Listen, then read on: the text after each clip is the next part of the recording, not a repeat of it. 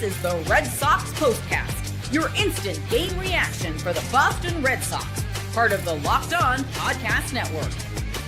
Your team every day. Signs of life for the Red Sox. Romy Gonzalez, 3 hits. Trevor Story have a night. Red Sox win on Crochet Day and even up their series in the Bronx as they put up 10 runs in a victory against the Yankees. With that, we welcome you to our latest Locked On Red Sox postcast. I'm Steve Lennox, longtime baseball play-by-play announcer, show host, called games from the Tokyo Dome in Japan, Dodger Stadium, Target Field, Minute Maid Park, Kauffman Stadium, Jacobs Field, Globe Life in Arlington, Texas, and LeLacheur Park in Lowell, Massachusetts, the former home of the Lowell Spinners. We are providing reaction to every Red Sox game on the Locked On Red Sox YouTube channel, as well as a Locked On Red Sox podcast feed, both free and available wherever you get your podcast. On our latest Locked On Red Sox postcast, we're going to talk about Garrett Crochet. Hey, gave up a season high in runs, but also now leads Major League Baseball in strikeouts. Went 6. Gave you 6. Justin Wilson made you sweat in the 8th inning, but then Aroldis Chapman following Greg Weissert in the 7th, working a 1-2-3 9th inning for the Red Sox, who out-hit the Yankees 14-7. We do want to hear from you, our everydayers and our first-timers. Join the conversation. Watching live with us on the Locked On Red Sox YouTube channel, hit that comment button and join the Sox conversation. You can also follow me on the X, continue the baseball and Red Sox conversation there at Lennox on Baseball with questions, comments, or concerns. Our latest episode of the Locked On Red Sox postcast presented by FanDuel. Right now, new customers can get $200 in bonus bets when your first $5 bet wins. Again, visit FanDuel.com. This is what you'll be talking about. Series even 1-1. Red Sox were down. This is a comeback victory, and they put up a big inning against Ryan Yarbrough. That big inning came in the 3rd, as the Red Sox went in front for good. And wouldn't you know it, Abraham Toro, a base hit that knocked in a run. That made it a 1-run deficit. Then Trevor Story came through in a big way. Story, with a double down the left field line, pulled the ball. 3 runs came in to score. Red Sox on top 5-3. Story later in the 9th inning. Now, Justin Wilson again made you sweat. DJ LeMahieu, base hit in the 8th inning. Rice and Bellinger both score. Cedar Rafaela throws all the way to the plate, doesn't hit the cutoff man. That allowed LeMahieu to get the second. Volpe pinch ran for him. He was the tying run. Wilson was able to come back, get the final out. Then Trevor Story in the 9th inning against Hamilton, delivering with a 2-run single. That provided a little breathing room. And Aroldis Chapman picked up his 10th save on the season as he worked a 1-2-3 bottom half of the 9th inning. Now you have an opportunity for a series victory. And I want to repeat that. Now you have an opportunity to go into the Bronx, first series of the season with the Yankees, and win it if you can win on Sunday Night Baseball as Hunter Dobbins goes up against Carlos Rodon. I am very much looking forward to Sunday night. The offense coming alive. 4 different batters with multi-hit games. Now they got to 8 runs, and you're thinking, okay, you got to add on here. The Yankees got to within a run. But Garrett Crochet, outstanding in the fact that he gives up the 3 spot on the home run to Wells in the 2nd, then gave up a 2 spot in the 4th inning, but struck out 9 batters total. Now leads Major League Baseball in strikeouts. He's a couple ahead of Skubal and Mackenzie Gore for the Nationals. And his walk total on the season has grown to be impressive as well. 1 walk, 9 strikeouts through 97 pitches, 67 for strikes. Now, he gives up the home run to Wells, and that was only a home run that was only out of a couple of ballparks around Major League Baseball. But this is a win. Again, we've talked about it. Fool me once, shame on you. Fool me twice, fool me 3 times, fool me 4 times, fool us 5, 6, 7, 8, 9, 10 times in the last month or so. Shame on us. But boy, oh boy, wouldn't it be nice to come home against the Rays on Monday, taking 2 of 3 in the Bronx? And then you've got the Yankees at home at Fenway next weekend. Aaron Judge strikes out 3 times against Garrett Crochet. And again, Crochet gives up a season high in runs, but once they got the lead, he didn't give it back. And you had the 5-run inning, and he put up a goose egg in the bottom of the 3rd. Red Sox get 2 more runs in that 4th inning. He gives up the 2, works 2 scoreless innings over his final 2 frames, and he gets the job done. Again, Crochet was taking the mound on Saturday night, looking to avoid going down 0-2 in the series, and also taking the mound for the 10th time this season when the Red Sox had lost the previous game. That's a little added pressure. And Trevor Story coming through. Huge for the Red Sox. Now, there's one thing I want to talk about here in the opening segment. We get to your comments and everything in segment number 2. We'll also have numbers of the night. That's coming up in just a moment. But you've got Ryan Yarbrough on the mound, a left-hander in Game 2 of the series. You've got another lefty on the mound for Game 3 of the series. Now, Marcelo Meyer comes through with a pinch hit base hit, pinch hitting late for Romy Gonzalez. But I really do believe at least one of the two, and Abreu's not giving you a lot right now, struck out in his pinch hit appearance for Refsnyder late in the game. But I do believe Marcelo Meyer needed to – you've got to play him at least one of the games. I'd rather would have seen him in the lineup Saturday night instead of Sunday against Carlos Rodon. It looks like it's on the table at least for Meyer to be in the lineup against a left-hander on Sunday. But I don't know what that tells Marcelo Meyer. Understanding you're going with the analytics, you're putting right-handed bats, Gonzalez, Refsnyder, right-handed bats against a lefty Yarbrough. It makes sense. Those guys, you've got to get them in the lineup. But Marcelo Meyer's got to be in the lineup pretty much every day. You've tried to make that commitment. And I tell you that to tell you this, just in case you missed it. Apparently, Roman Anthony, Saturday night in Worcester, hit a grand slam. Yes, he hit another home run. But apparently it was about 116 off the bat. That's impressive enough. But it traveled 497 feet. Now, am I saying bring him up just because he hit a home run 497 feet? No. But he's really showing you right now, and he's putting pressure on this team to say, look, I'm ready. I can come up and be a part of this team, be another left-handed bat in the lineup.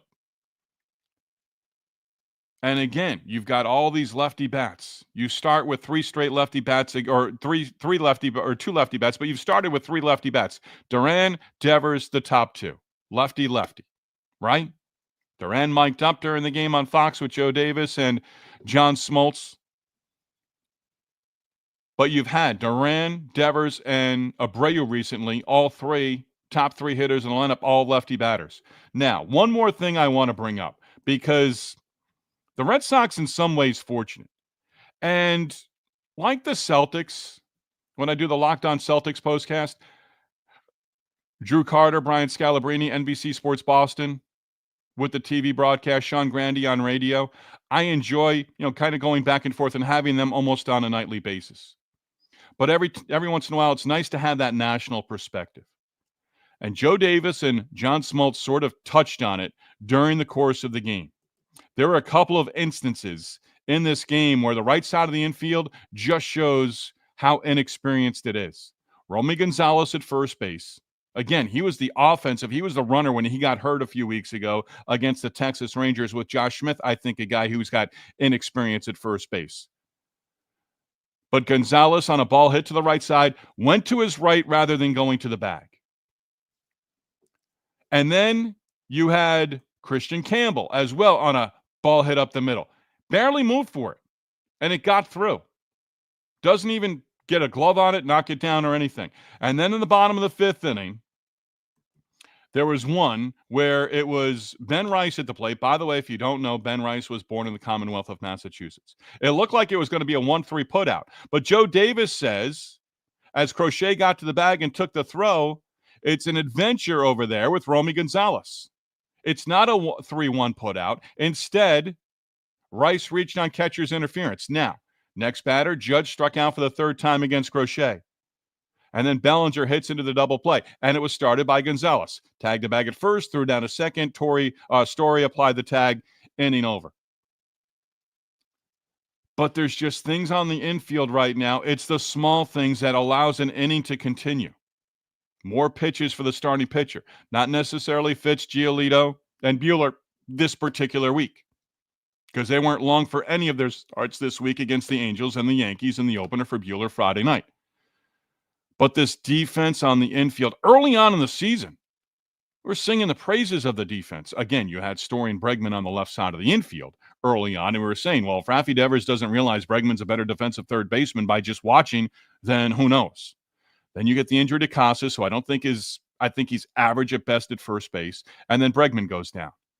But Kristian Campbell, the struggles at the plate, and he had 2 singles, both early at bats, providing RBI base hits, going to right field as they continue to just try to fight him inside, just bust him inside. But Campbell has to be steady at second base. And early on, I wanted to sing his praises. All of a sudden, I don't always look at the defensive metrics, but you just look at some of the plays he does not make, and those add up over the course of a game, over the course of a week, over the course of 65-plus games now. Red Sox do pick up the victory. And again, I do think this is a good win. 14 hits, 3 hits for Gonzalez, 3 hits, 5 runs batted in for Trevor Story, 2 hits, 2 RBIs for Kristian Campbell. Who had the other multi-hit game? Yeah, Abraham Toro had a couple of hits and had a base hit to get things going in that 9th inning as well. So, like Dom Smith last year, actually, Toro had a base hit to load up the bases in the 9th inning. I apologize. Narvaez got things going with a walk. Meyer pinch hit single, then Toro the base hit, and he was eventually left stranded as Story did knock in a pair with a big single back through the middle of the diamond. It just seems like right now Story's approach is a little bit different. Barreling the ball up, not getting down in counts, as he's prone to be doing. But a good victory. And simple enough, you lose the opener, now you've got an opportunity. A number of the night, 5 times this year where the Red Sox have lost the series opener and come back and win the series. They can try to make that 6 times this season after dropping the opener and winning a series on Sunday with Hunter Dobbins on the mound. More numbers of the night, plus we get into your comments as well. A good victory for the Red Sox, something to build on. But we've seen this before.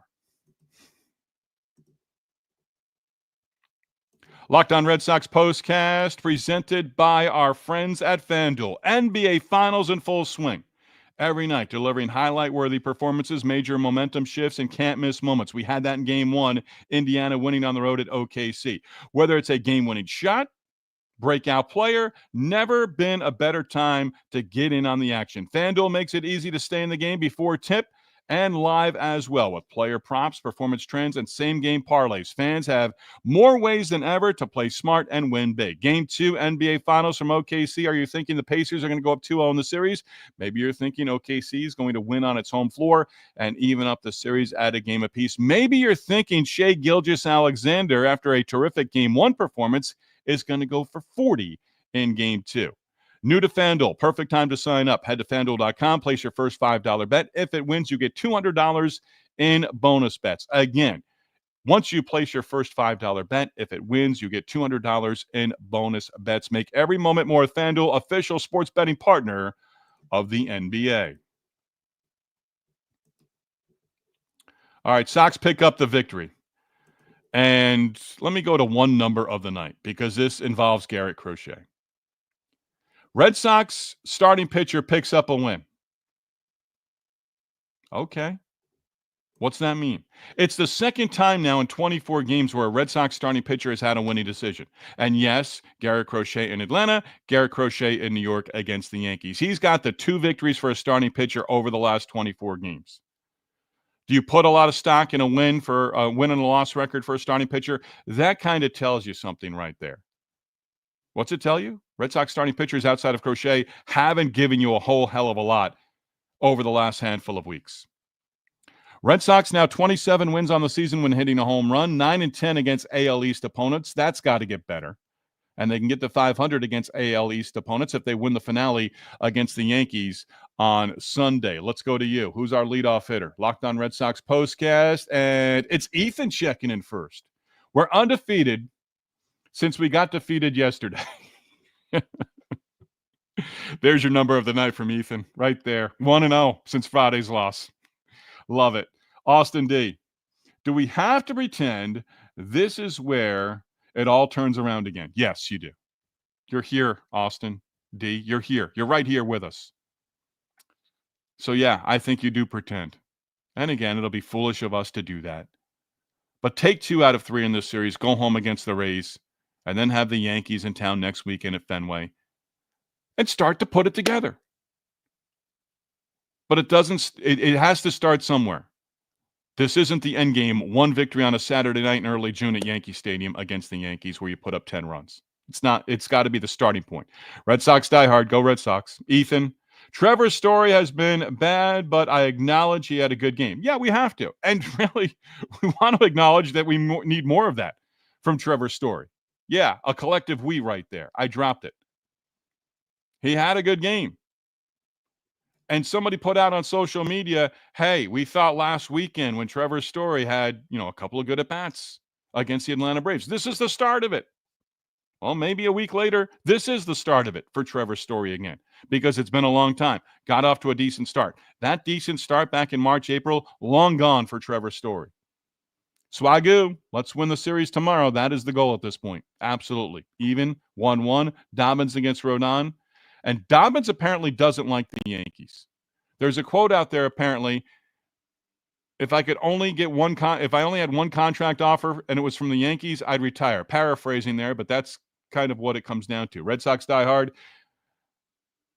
Is this, and he's asking the same, is this the turning point? Fitting it happens against our arch rivals. It's got to start somewhere. Red Sox diehard continuing. I hate the Yankees. I feel like that is one of those, when I was younger, going out with the buddies, my guys, and we'd start a series, a conversation off by, wow, we were intoxicated. We were inebriated. We don't have to say that. We know Red Sox fans hate the Yankees. Yes, I drank when I was younger, of age. George, love the win, but we all know this team has been inconsistent all season. They've been consistently inconsistent for most of the season. Yes, Jeffrey, I'm glad Chapman closed this game against the Yankees. He pitched for the Yankees. Yes, he did. And he gave you a 1-2-3 inning. He didn't fool around. He had a nice 3-run cushion. His Story came through in the top of the 9th inning. And he just went right after him. Struck out Chisholm. Got Goldschmidt to end the game. And Judge did not come to the plate in the 9th inning. Because Wilson in that 8th inning, as he had difficulty finding the strike zone, walked 2 batters on 4 straight pitches. That can't happen. Okay? Justin Wilson will give you a mulligan. But next time out, we want more. We don't need the stress inning from Justin Wilson, the left-hander. But you didn't allow Judge to get one final plate appearance in that bottom of the 9th inning, representing the tying or potential winning run. And how about the Red Sox early on in the game as well? I believe Duran and Devers had 4 plate appearances over the first 5 innings. That is success.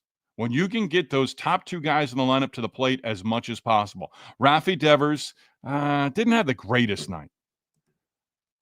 And he had an at-bat where it was like, okay, add on here. Add on right now here, Rafi Devers. This is your spot, because they had to pitch to him. Because the guys did a nice job getting on in front of him. And that was in the 8th. Was that in the 8th inning or was that earlier? That might have been an earlier at-bat. Yeah, it was in the 5th inning, actually. Rafaela, walk, stolen base. Duran kept the inning alive with a walk. But Devers grounded out weakly to second, and that was it. And then again in the 8th inning, he was up there. Duran was at first, but Devers struck out.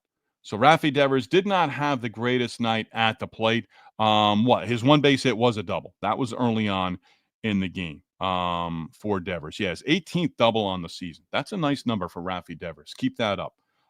Who's checking in here? Hank, I believe a first-timer. Welcome in. Looks like Cora was waiting for Wilson to give up the lead. I don't think that was the case. He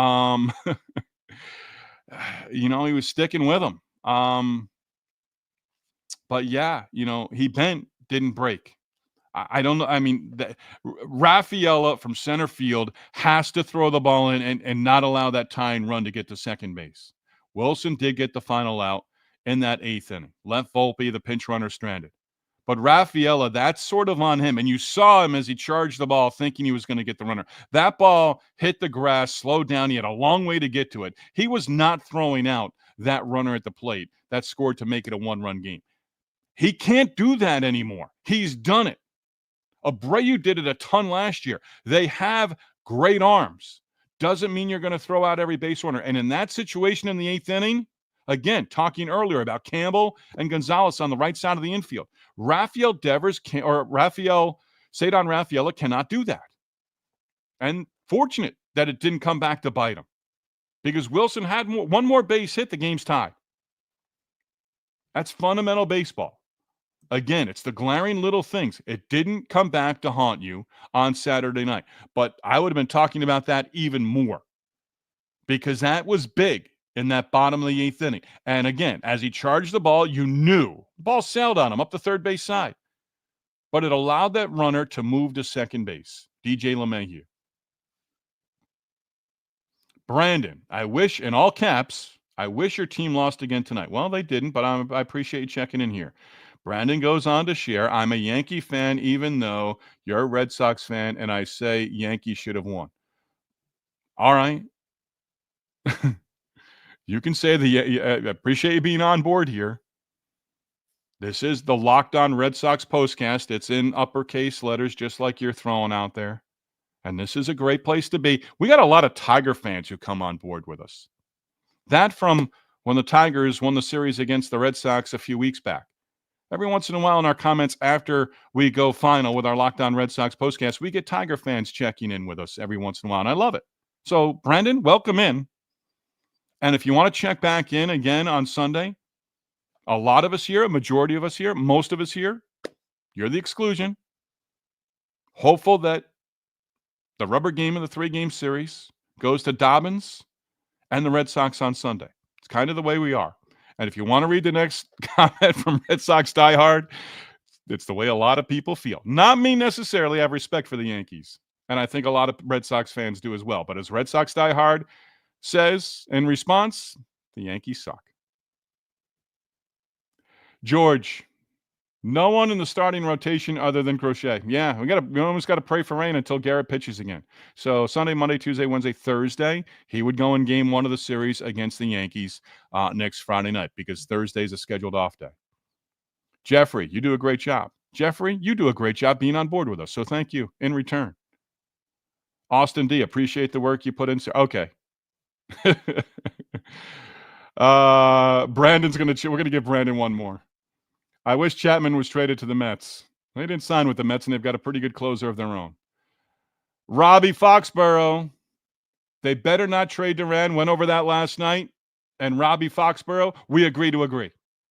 Absolutely not. And I really don't understand Joe Davis bringing that up on the Fox broadcast. I think he should have delved into it a little bit. Hey, is there somebody we can talk with the Red Sox? Is this something? Try to get Craig Breslow somehow. Hey, what can we say about this? Emphatically, we're not even considering that. If Jarren Duran's name's brought up, it's teams inquiring, asking us. We're not going out there and saying Jarren Duran is on the market. But instead, we just got to say, well, Jarren Duran, they're trade. Yeah, these trade rumors come about. And I said it last night. It's out there. You know, the Padres have interest in Jarren Duran. Okay. And then 27 different people, 100 different people on social media have to give you your best return for Jarren Duran in a trade. Didn't want to go down this road that far, but I'm emphatic about it. No. Don't want him going anywhere. Do not want him going anywhere. So, Robbie Foxborough, thanks for checking in. Agree to agree. Be nice, Robbie Foxborough. Leave our guy Brandon alone. George, thank you. Appreciate that. Great stuff each game. Hey, thank you. We're building this. We got over 500 on the Locked On Red Sox YouTube channel. We want to continue building that. And that's with you guys as well. We got to get out of here in a moment. Steve in checking in. VFL deal. How's the bullpen? If you've got the right relievers there and you have Whitlock available, he was actually up. I don't know if they were considering bringing him in or not. Ethan, I do not respect the Yankees, and I do not respect them as rivals. Red Sox diehard. I hear you, Ethan. All right, here we go. Etrin, this is the last one. They should have allowed Devers to play the occasional game at third base. For a team that's always looking for flexibility, they handcuff themselves by making him the DH only. That was an agreement, though, both sides. And it's been chronicled Devers is going to, hey, you're the DH. You are the DH. They weren't anticipating Bregman going down with an injury, but it happened. They weren't anticipating Tristan Casas being out for the rest of the season when he went down with his injury as well. But there was the flexibility of saying, hey, maybe we can put you at first base. I think that's to bed right now for a little bit. And I'm glad of that. What's next? Hey, win Sunday, win the finale. At bat of the night, Trevor Story adding on in the 9th inning. I've gotten lazy or just old where I get absent-minded and I forget at bat of the night. Trevor Story, emphatic, at bat of the night, 2-run base hit in the 9th inning to add to a 1-run lead. That was huge for Chapman. That was huge for the Red Sox as they pick up the victory. Rodon goes for the Yankees. Now, he can go out there and give you 7 solid, or you can go out there and get to him early on in the game. But he's going to throw a lot of pitches. Even if he gives up 3, 4, 5 runs early, it's going to be like Crochet. He'll battle, and he'll do his best to at least get through 6 if he's not on early. But if he's on early, tough to get to him. You've got to try to get to him early on. Hunter Dobbins, I'm absolutely looking forward to this start Sunday night from Hunter Dobbins. And with that, as we wrap here, we tip our cap to FanDuel. We tip our cap to you as well. Great Saturday conversation on our latest Locked On Red Sox postcast. Red Sox put up 10 runs and pick up the victory. Win the series now. Dropped 2 out of 3. Avoided the series sweep on Wednesday with a victory at home, walk-off fashion. Cedar Rafaela, the hero against the Angels, now take 2 out of 3 from the Yankees. Trevor Story, Romy Gonzalez, want to see more of the same from what we saw Saturday night. Follow up on it. Locked On Red Sox, #1 place to hang out immediately after every game. Locked On Sports, your team, your Red Sox, every day.